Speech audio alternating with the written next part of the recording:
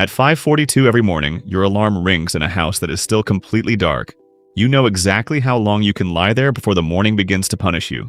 7 minutes. At 5:49, you are in the shower. At 6:03, coffee goes into a travel mug. At 6:11, you pull out of the driveway while your wife is still asleep. And at 6:18, you stop at the same red light you have stopped at almost every weekday for years. There is a pharmacy on the corner, a gas station across from it, and a billboard that changes every few months. The light takes 90 seconds, and you hate every one of them. Not because they are long, but because they are the first 90 seconds of the day in which you are awake and going nowhere. You are 29 when this routine begins. 2 job offers arrive within the same week. One pays $61,000 and is 12 minutes from your apartment. The other pays $79,000 and sits across the city, 75 minutes each way on a good day, but $18,000 more. You do not think very long. Nobody at 29 turns down $18,000 because of traffic. You calculate rent. You calculate groceries. You calculate what an extra $18,000 could become after the next promotion. You do not calculate the road. During the first year, the commute barely bothers you. You have podcasts, coffee, and phone calls with friends. You tell people the drive gives you time to think, and in a way, it does. The job itself is better than good. You learn faster there, and the name on the company badge means something on a resume. When your manager asks whether you regret the commute, you laugh and say, "For 18 grand? Not even close." At 31, the salary is $86,000 and the drive is still 75 minutes. But something strange has happened to the extra money. It no longer feels extra. Part of it became a nicer apartment. Part became the dinners you order because cooking at 7:30 feels unreasonable. Another part became a car payment after the old car finally died with 168,000 miles on it. You needed a reliable car, you tell yourself, and that is true. You spend 2.5 hours a day inside it. Reliability is not luxury when the car is practically a second workplace, although you never say that last part out loud. At 33, your daughter is born. For the first few months, she does not care when you leave. Babies do not understand schedules. Then one morning, she is awake at 6:08. Your wife is holding her in the kitchen while you screw the lid onto your coffee. Your daughter reaches toward you. You kiss her head, then glance at the microwave. The clock says 6:10, which means you are already late. You hand her back and leave. Nothing dramatic happens. She does not cry and your wife does not look angry. You simply spend the next 75 minutes remembering the way your daughter's hand stayed open after you walked away. At 35, you are promoted to a salary of $101,000, and now the commute feels justified in a different way. This is no longer merely a job across town. This is your career. You have people reporting to you, a retirement match, good health insurance, and a path forward. The nearby job you almost took at 29 probably would not have led here. At least that is what you tell yourself whenever someone asks why you still drive so far. They ask less often now because by 35, everyone has their own version of something they once called temporary. At 37, you know the highway like a living thing. You know which lane moves before exit 14. You know the exact place where sunlight hits your windshield in October. And you know that if traffic is already backing up before the concrete bridge, your evening is gone. One Tuesday, a truck breaks down across 2 lanes. The commute home takes 2 hours and 43 minutes, and you arrive at 8:11. Dinner is covered with foil. Your daughter is asleep. There is a drawing on the refrigerator showing 3 stick figures beside a square house. One figure is your wife. One is your daughter. The third is you, standing beside a gray rectangle with 4 circles. Your wife tells you the rectangle is your car. You laugh, then stand there a little longer than necessary. At 40, the company gives you another raise, bringing your salary to $119,000. You are doing well, and that sentence is important. This is not a story about a man whose life went wrong.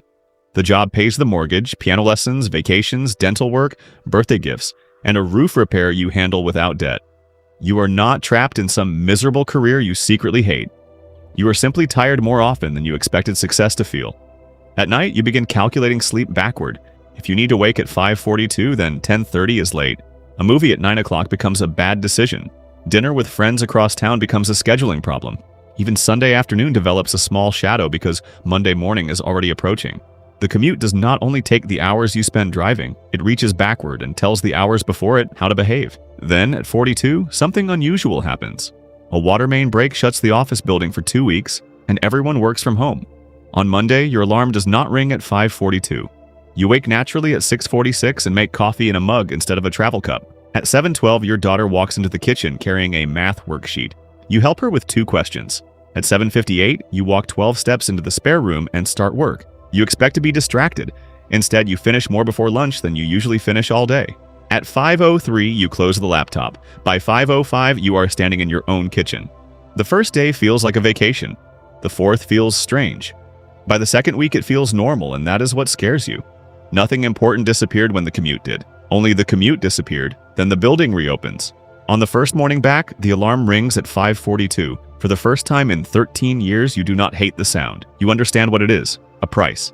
At 45, another company calls. Its office is 15 minutes from your house. The role is smaller and the salary is $12,000 less than you make now. You reject it before the recruiter finishes explaining the benefits. $12,000 is still $12,000. That evening, your wife asks, "How much does going farther actually make us?" You answer, "$12,000. She says no, after everything. You begin answering with taxes, then fuel, maintenance, tires, parking, and the lunches you buy because you leave too early to pack them. And then you stop. For most of your adult life, you have compared jobs by salary. You have never compared them by what remains after the job is obeyed. Even after seeing the numbers, you stay. This is where most versions of the story would call you foolish, but they would be wrong. The larger company offers stability. Your daughter is approaching college. The mortgage is not finished. A lower salary feels different when other people depend on it, so you choose certainty. Good decisions can still have costs. That is the part nobody puts in motivational quotes. At 49, your daughter gets her license. One morning, she leaves at the same time you do, and for 6 miles, her small car follows yours. At the red light by the pharmacy, she pulls into the lane beside you and looks over. For a second, you see the toddler in the kitchen.